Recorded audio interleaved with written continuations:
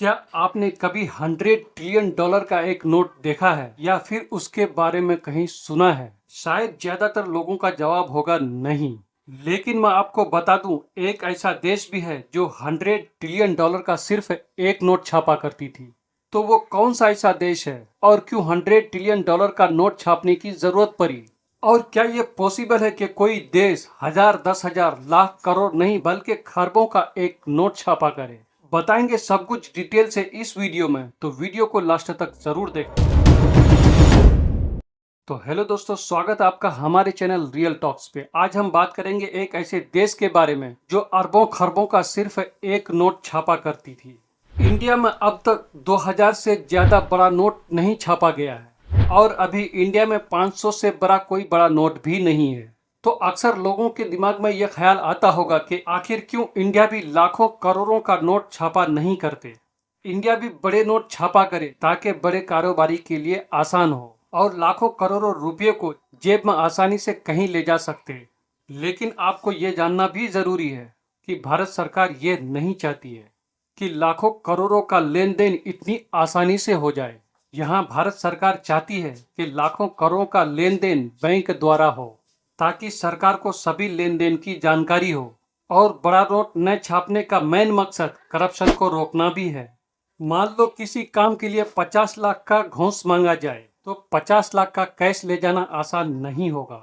वहीं अगर लाखों करोड़ों का एक नोट होता तो ये काम आसानी से किया जा सकता था। इसलिए भारत सरकार इससे निपटने के लिए लाखों करोड़ों का नोट नहीं छापा करते हैं। लेकिन कुछ देश ऐसे भी हैं जहां लाखों करोड़ों के नोट छापा करते हैं और उनमें से एक देश ऐसा भी है जो 100 ट्रिलियन डॉलर का नोट छापा करती थी और वो देश है जिम्बाब्वे। यहाँ जिम्बाब्वे एक समय लाखों करोड़ों नहीं बल्कि खरबों का सिर्फ एक नोट छापा करती थी। यानी सिर्फ एक नोट 100 ट्रिलियन डॉलर का होता था, यानी एक के बाद 14 जीरो लगा हुआ होता था। वही जिम्बाब्वे जो कभी वर्ल्ड लेवल पे क्रिकेट खेला करती थी। शायद आप लोगों को ये पता होगा।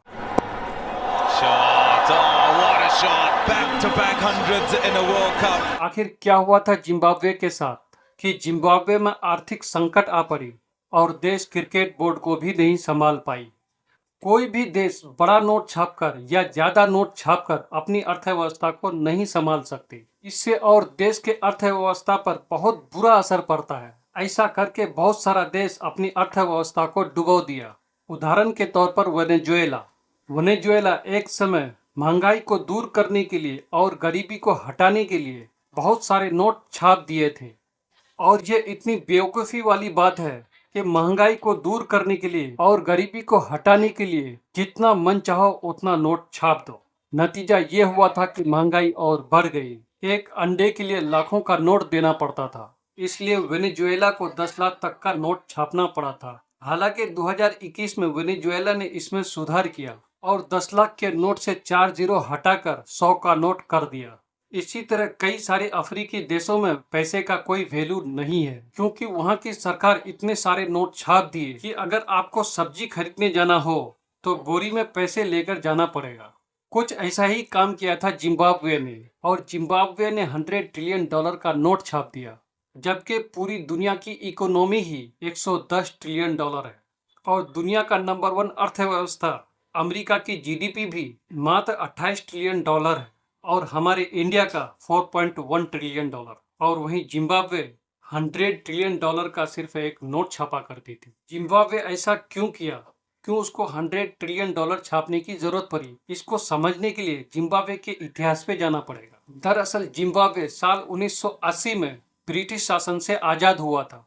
जैसा हमारा देश 1947 में ब्रिटिश शासन से आजाद हुआ था, उसी तरह जिम्बाब्वे 1980 में ब्रिटिश शासन से आजाद हुआ। मुगाबे स्वतंत्र जिम्बाब्वे के पहले प्रधानमंत्री बने। जिम्बाब्वे को जिस समय आजादी मिली थी उस समय देश की आर्थिक स्थिति बहुत ही ज्यादा खराब थी। मुगाबे को देश की अर्थव्यवस्था को पटरी पर लाने की कड़ी चुनौती थी। मुगाबे ने साल 1989 में पंचवर्षीय योजना लागू किया, साथ ही किसानों के लिए कई सारे योजना की शुरुआत की।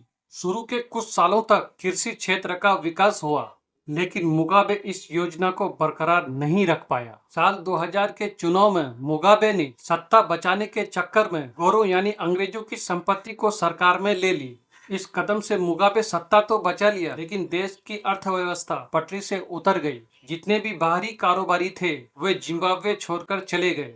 नतीजा ये हुआ कि देश में बेरोजगारी दर 90% तक पहुंच गई और महंगाई 23,000 करोड़ प्रतिशत तक पहुंच गई।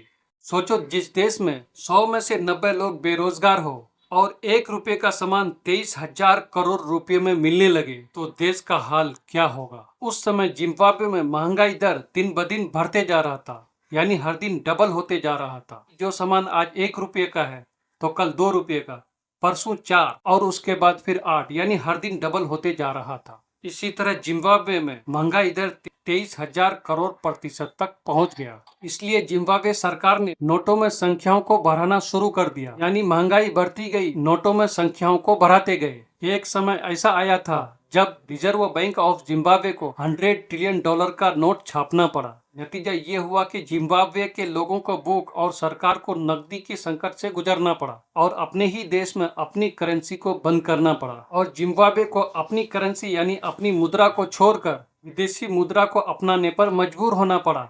जिम्बाब्वे सरकार ने अपना डॉलर जारी किया था, लेकिन ये बड़ी तेजी से बेकार साबित हुआ था। जिन लोगों ने बैंकों में पैसा जमा किए थे वो निकाल नहीं सकते थे, यानी पैसे निकालने के लिए सीमा तय कर दी गई थी। $100 ट्रिलियन बंद करने के बाद सरकार ने कई सारी करेंसी लेके आई, लेकिन वहाँ की जनता इसे अपनाने से इनकार करती रही, क्योंकि अब जनता को वहाँ की सरकार पर भरोसा नहीं रही कि न जाने ये भी करेंसी कब बंद कर दे और एक नया नोट मार्केट पे आ जाए। इसलिए जिम्बाब्वे के लोग अक्सर अमेरिकी डॉलर पे ही कारोबार करते हैं और अमेरिकी डॉलर को ही रखना पसंद करते हैं। इसके अलावा कई देशों के नोटों को भी वहाँ की जनता अपना चुकी है। यहाँ तक कि इंडियन रुपये को भी वहाँ की जनता एक्सेप्ट कर लेती है, लेकिन सबसे ज्यादा वहाँ के लोग अमेरिकी डॉलर पर भरोसा करते हैं। जिम्बाब्वे में 85% कारोबार डॉलर पे ही होते हैं, यानी जिम्बाब्वे में 85% लेन देन अमेरिकी डॉलर में ही करते हैं। इस सब से निपटने के लिए रिजर्व बैंक ऑफ जिम्बाब्वे इस साल अप्रैल महीने में नया नोट छापा है, जिसका नाम जिग रखा गया है, यानी जिम्बाब्वे गोल्ड। नई करेंसी यानी जिग 1 से 200 के बीच मूल्य वर्ग में उपलब्ध है, जैसा कि हमारे देश में 1 रुपए से 500 रुपए तक है। इसी तरह वहाँ 1 जिग से 200 जिग तक है। वैसे ही जिम्बाब्वे ने भी नया नोट जारी किया है और ये नोट दुनिया का सबसे नया नोट है, यानी इस करेंसी का जन्म 2024 में हुआ है। लेकिन इस नोट को भी जिम्बाब्वे की जनता अपनाने से हिचकिचा रही है। हालांकि जिम्बाब्वे की सरकार की तरफ से लोगों को दबाव है कि वो इस करेंसी को अपनाए। अब देखना दिलचस्प ये होगा कि क्या जिम्बाब्वे के लोग इस नई करेंसी को अपनाती है या वही 100 ट्रिलियन वाला नोट का डर रहेगा। आप लोग भी कमेंट करके जरूर बताएं। तो दोस्तों, ये थी कुछ जानकारी $100 ट्रिलियन के बारे में और जिम्बाब्वे के बारे में। आई होप कि मेरा ये वीडियो आपको अच्छा लगा होगा। अगर वीडियो अच्छा लगा तो वीडियो को लाइक कीजिए और मेरे चैनल को सब्सक्राइब कीजिए। फिर मिलेंगे अगले वीडियो में, तब तक के लिए धन्यवाद।